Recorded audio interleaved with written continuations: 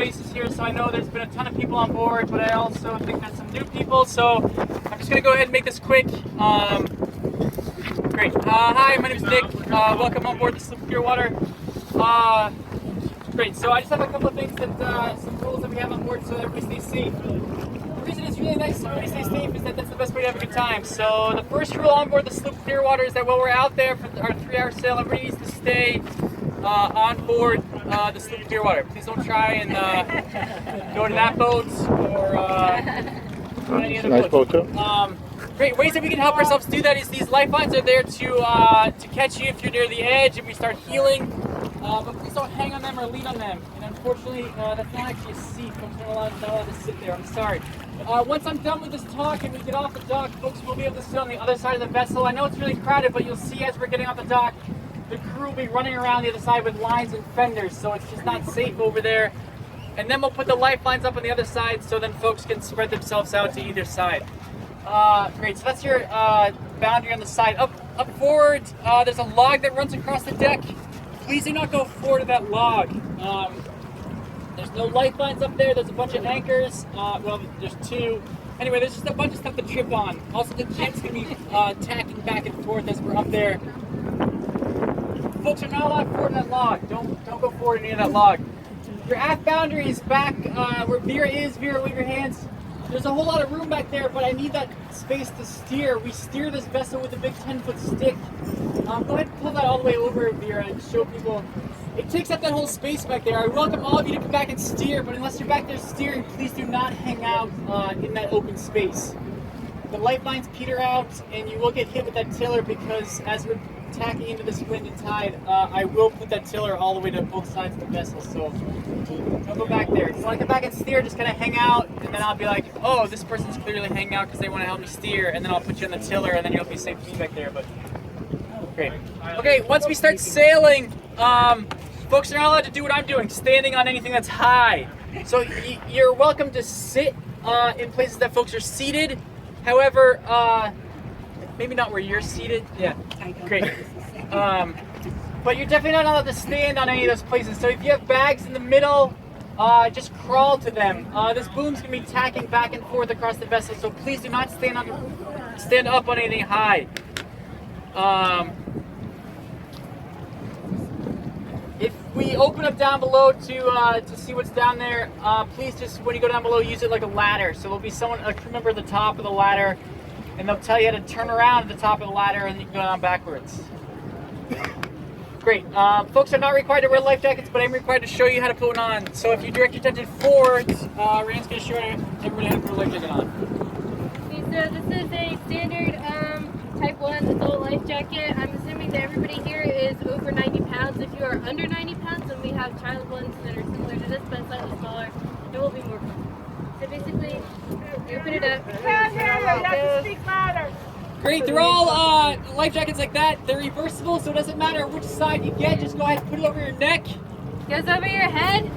And you take the strap, wrap it around, flip it on to the D-ring, and then cinch it tight. Bring that strap around your back, and then flip it back into the ring from whence it came, and then pull it real tight. It does not work unless you pull it tight. If you just put it on top of you and the strap's loose, it's just going to come up over your head. So after you get it on, pull it tight. I heard somebody ask where they are, and the answer is that all the life jackets you'll find are in these gray square boxes up here. Great. So are the gray square those? The ones you're leaning against, are right there. Okay. Great. I have 2 more things. One, I would just like to note that we're a sailing vessel that's a replica of vessels that sailed this river in the 1800s. So if you look around, like the 2 vessels astern of us are also sailing vessels. Most of those vessels in the anchorage, they're all very modern compared to us. I'm going to get out there and sail as fast as I can with the wind and tide. So we're not going to make it under the George Washington Bridge, and we're not going to make it down to the Battery. We'll be somewhere in between.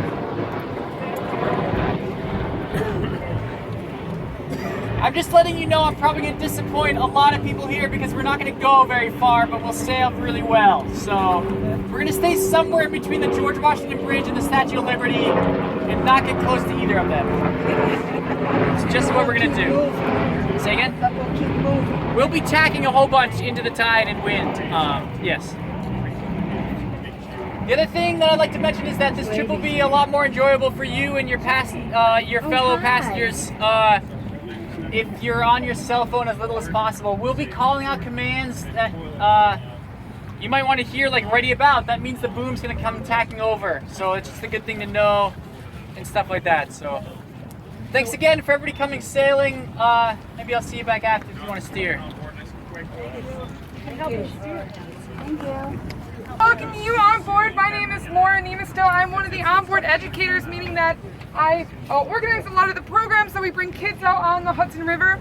I recognize a lot of you. I've sailed with Friends of Clearwater. I think this might be my 4th time sailing with you folks, so I'm really excited that you guys are here again. And I'm excited that even in July we're going to have some good wind tonight, so I'm really excited for the sailing. This is our very first week sailing since the restoration project has been completed. We took 6 groups of kids out this week sailing, and as well as some other folks from around the Hudson Valley on public sails. So we're really, really excited. The crew has been working so hard to get the boat ready in time, and we're just so excited that we get to share with some of our great friends of Clearwater on our first week, so that's very exciting. I would also like to thank you guys for all the advocacy work that you guys have done on behalf of the river. We really appreciate that, and we hope to teach more about that on the river now that we're back on the water. So thank you for all you do. If this is your first time on Clearwater, I'd like to just tell you a couple things as we're getting off the dock and before the lifelines are showing up. I'll keep your attention from the crowding for just a minute. First of all, this is the Hudson River Sloop. This type of boat was designed specifically for the Hudson River. This is a replica built in 1969 by a group of really inspirational thinkers, including Pete Seeger, who many of you I'm sure have met and have great stories about. I'd love to hear some of those stories as we kind of remember him tonight out sailing on the river. The idea was to bring people out on the river and connect them so that they would take care of the river, inspire people to be stewards of the river. Some key features of a Hudson River sloop, in case you're as interested in tall ships as I am, we're very beamy, low, and kind of low to the water with low sides, basically because these type of boats were the tractor trailers or the semi-trucks of the Hudson River. The Hudson River is a 2-way flowing estuary all the way to Albany. So if you came back here in the 17 or 1800s, you might see tons of these sloops moving cargo up and down the river, making New York City into the city it is today, bringing bricks down to build the buildings, lumber down from the upper Catskills, and all the food from the upper Hudson, which was at one time the breadbasket of America.